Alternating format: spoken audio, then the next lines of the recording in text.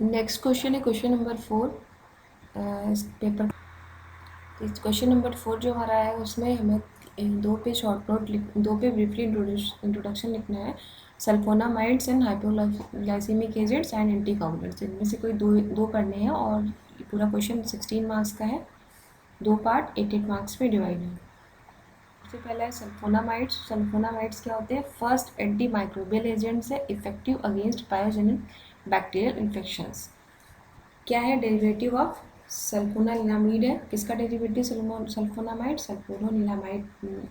सल्फानिलामाइड का, जिसे हम स्ट्रक्चरली देखें तो पैरा अमीनो बेंजीन सल्फोनामाइड भी कहते हैं। अब बात करते हैं इसे क्लासिफिकेशन की। तो क्लासिफिकेशन में 4 क्लास में क्लासीफाई किया गया: short acting, intermediate acting, long acting, special purpose sulphonamides. तो यानी कि नाम से पता चला शॉर्ट एक्टिंग जो थोड़े कम समय के लिए काम करें, मीन्स ये 4 से 8 घंटे के लिए काम करते हैं शॉर्ट एक्टिंग। इसमें आते हैं सल्फाडायाजीन।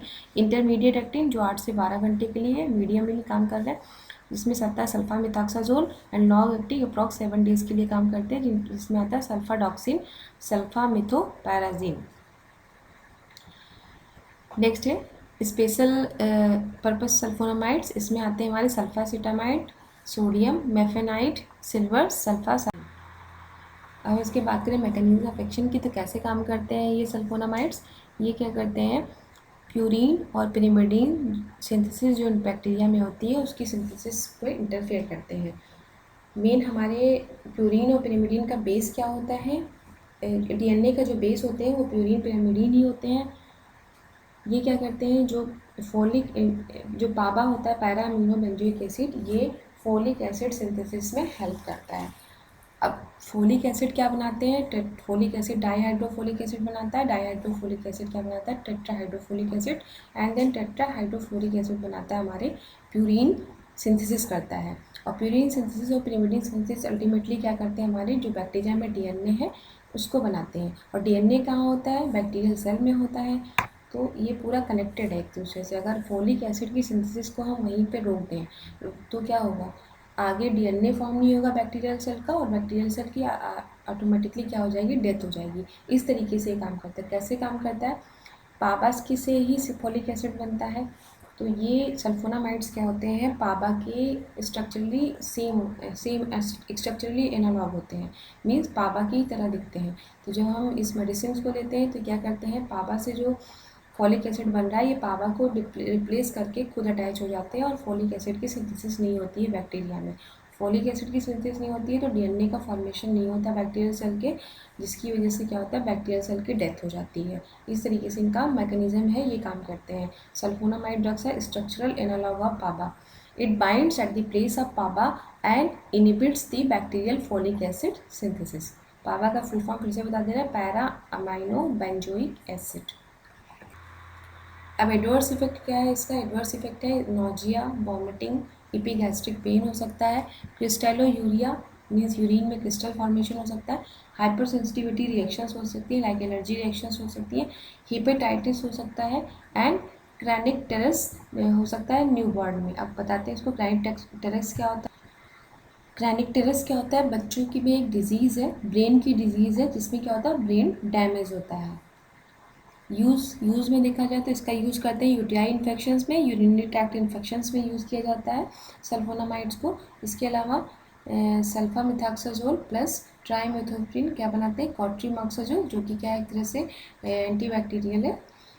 कंजक्टिवाइटिस में यूज़ होता है। कंजक्टिवाइटिस क्या होता है? जब कंजक्टिवा में जब इन्फ्लामेशन होता है उसको बोलते हैं हम कंजक्टिवाइटिस। नेक्स्ट क्वेश्चन हमारा फोर्थ का ये सेकंड पार्ट है। हाइपोग्लाइसीमिक एजेंट्स क्या होते हैं? तो ये नाम से हाइपो मीन्स कम करना, ग्लाइसीमिक मीन्स ग्लूकोज, तो ग्लूकोज को कम करने वाले एजेंट। तो क्या बोलते हैं इनको? These drugs lower blood glucose level and are effectively orally. ये क्या है? ब्लड ग्लूकोज लेवल को कम करते हैं और ओरली इफेक्टिव होते हैं, मीन्स इंसुलिन को हम इंजेक्शन देते हैं, लेकिन जो हाइपोग्लाइसीमिक एजेंट है इनको हम ओरली मीन्स टैबलेट या कैप्सूल के फॉर्म में आते हैं।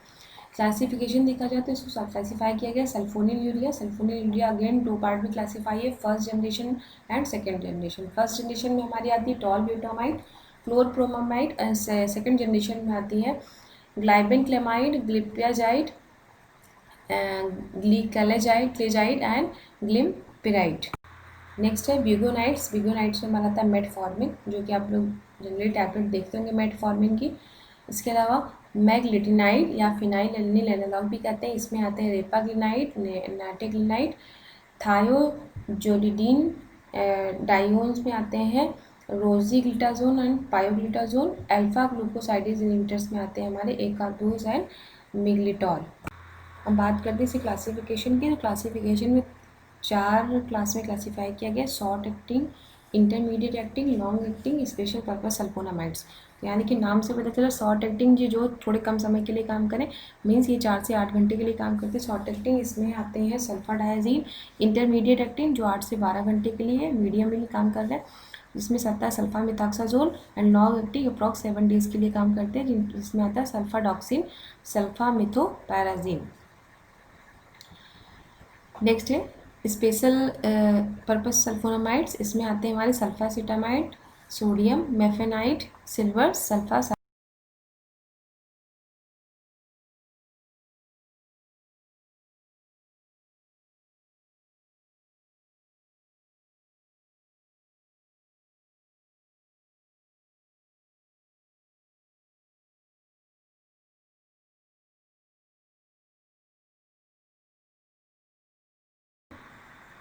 एडवर्स इफेक्ट की बात करें तो क्या एडवर्स इफेक्ट होता है? हाइपोग्लाइसीमिया।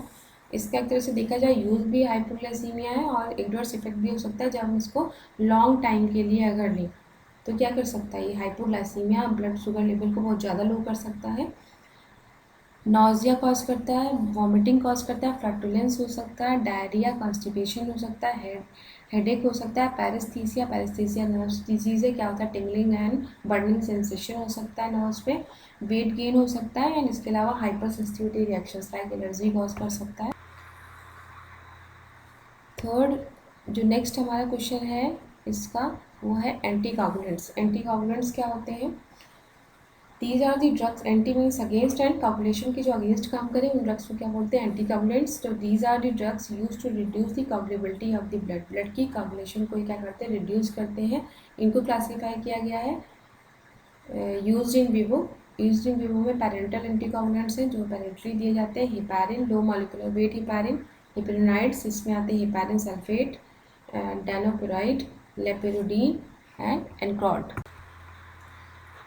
ये हमारे पैरेंटल एंटीकोगुलेंट्स थे। अब नेक्स्ट हमारा है ओरल एंटीकोगुलेंट, जिनको हम टैबलेट के फॉर्म लेते हैं या कैप्सूल्स के फॉर्म लेते हैं। जिसमें आता है कॉमेरिन डेरिवेटिव, जिसमें आता है बिस हाइड्रोक्सी कॉमेरिन, जिसको हम डाई क्यूमेरॉल के नाम से भी जानते हैं, वारफेरिन सोडियम।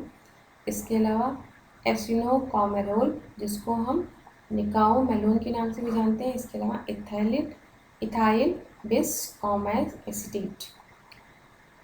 नेक्स्ट क्लास इसकी ओरल एंटीकोगुलेंट्स में है एंडेन डाइओन डेरिवेटिव, जिसमें आते हैं फेनिन डाइओन।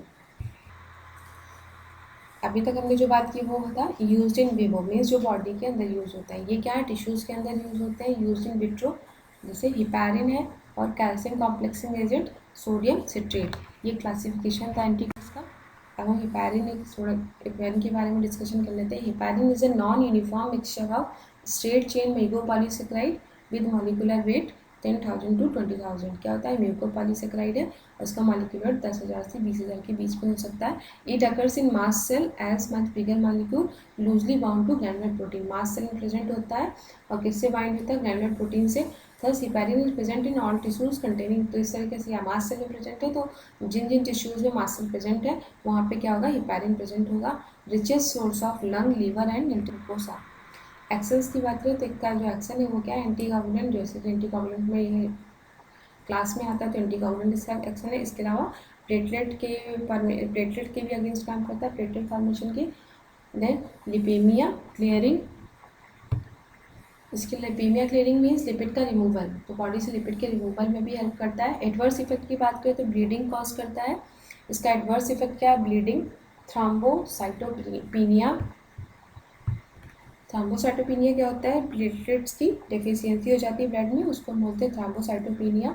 इसके अलावा इसका एडवर्स इफेक्ट है alopecia. Alopecia means loss of hair from the skin. इसके अलावा ऑस्टियोपोरोसिस, ये क्या है? बोन्स की डिजीज़ है। एंड हाइपर सेंसिटिविटी रिएक्शन, ये क्या है? एडवर्स इफेक्ट्स है। नेक्स्ट क्वेश्चन हमारा फोर्थ का ये सेकंड पार्ट है, हाइपोग्लाइसीमिक एजेंट्स क्या होते हैं। तो ये नाम से हाइपो मीन्स कम करना, ग्लाइसीमिक मीन्स ग्लूकोज, तो ग्लूकोज को कम करने वाले एजेंट तो क्या बोलते हैं इनको, दीज